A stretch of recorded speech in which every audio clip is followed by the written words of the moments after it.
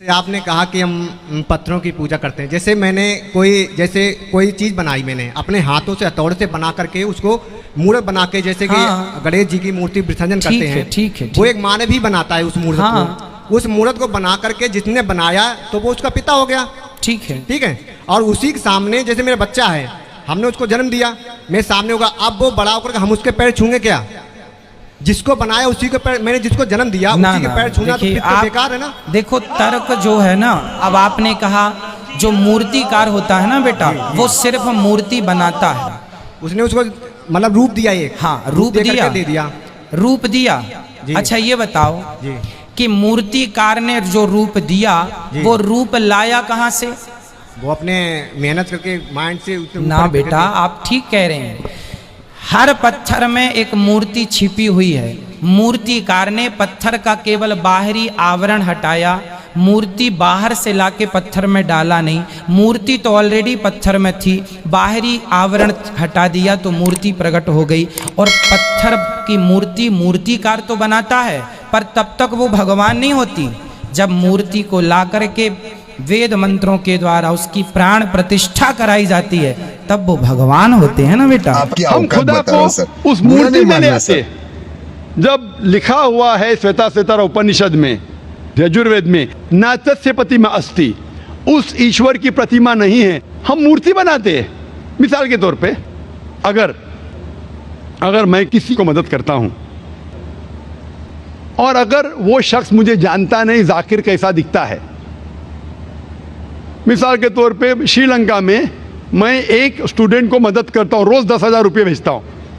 उसको पता नहीं जाकिर के साथ क्या करता है, वो कॉकरोच बनाता है, कॉकरोच, और रोज सुबह को बोलता है जाकिर शुक्रिया। जब मुझे पता चलेगा उसने मुझे कॉकरोच बनाया, क्या मुझे खुशी होगी? भले वो मुझे कुछ खाली दिल में कहता है जाकिर शुक्रिया, काफी है, शुक्रिया नहीं भी कहता था चल जाता था, लेकिन मुझे कॉकरोच बनाया, इंसान से कॉकरोच बनाया। मुझे फर्क पड़े ना पड़े, वो तो बेवकूफ बन रहा है ना। कैसा बेवकूफ इंसान है। मुझे भले फर्क ना पड़ा, मैं दयालु, जान देना मुझे कॉकरोच में क्या फर्क पड़ा, मैं बोलूंगा क्या बेवकूफ इंसान है, क्या बेवकूफ इंसान है कि कॉकरोच के सामने झुक रहा है। तो इसी तरीके से खुदा ने हर मजहबी किताब में दिखाया हुआ है किस तरीके से उसकी इबादत करें, किस तरीके से उसकी बात माने। हम आते हैं और अपने तरीके से सोचने लगते हैं एनर्जी इज गॉड। कहां नहीं लिखा एनर्जी इज गॉड? आपने बिल्कुल आपके सवाल का जवाब खुद आपने दिया। आपने एक मिसाल दी कि हिंदू लोग कहते हैं नमस्ते। नमस्ते का लफ्ज किधर से आता है? आपको शायद पता होगा। नमस्ते आता है इदम नममे से। इदम नममे मतलब मैं आपके सामने झुकता हूं, मैं आपकी इबादत करता हूं, बराबर। इदम नममे, आप कहना चाहते मैं आपके अंदर ईश्वर की इबादत करता हूं। मिसाल के तौर पे वो आदमी चोर है, वो गलत काम कर रहा है, बलात्कार कर रहा है, आप उसको ईश्वर बोलेंगे? आप ईश्वर को इतना घटिया समझ गए? वो बलात्कार करने वाले इंसान को बोलते आप ईश्वर है। इससे भाईचारगी बढ़ेगी नहीं घटेगी। वो बलात्कार करने वाले को, वो चोर को, वो डाकू को मैं ईश्वर मान रहा हूं, उसके सामने झुक रहा हूं। अल्लाह को क्यों गाली दे रहे? ईश्वर को क्यों गाली दे रहे? खुदा को क्यों गाली दे रहे? इस्लाम में, इस्लाम की भी आपने मिसाल दी, इस्लाम में हम कहते अस्सलामु अलैकुम। अल्लाह ताला से फरमाते इस इंसान पे सलामती दे।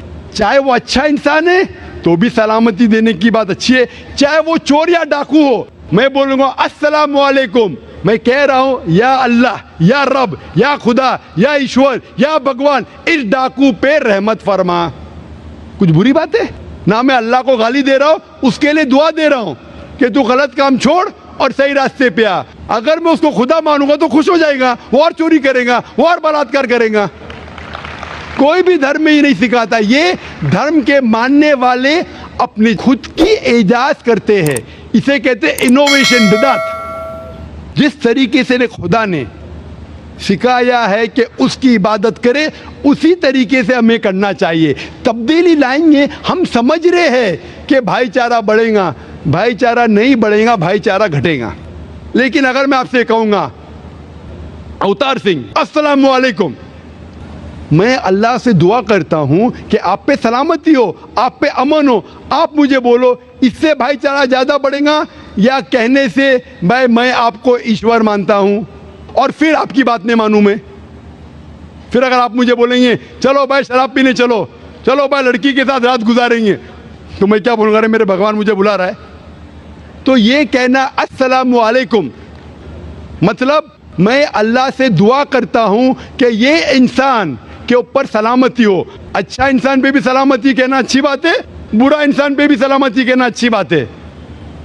तो इस तरीके से इस्लाम में जो ग्रीटिंग है उससे किसी को नुकसान नहीं होता है, ना it is hypocrisy, it is the best way of भाईचारा। और कुरान में कहा गया है सूरह निसा में सूरह नंबर 4 आयत नंबर 86 में 86 वह इज़ा हुई तुम मतलब अगर कोई आपको सलाम देता है तो आप उससे अच्छा सलाम दो, कम से कम उस जैसा, क्योंकि अल्लाह ताला हिसाब रखता है।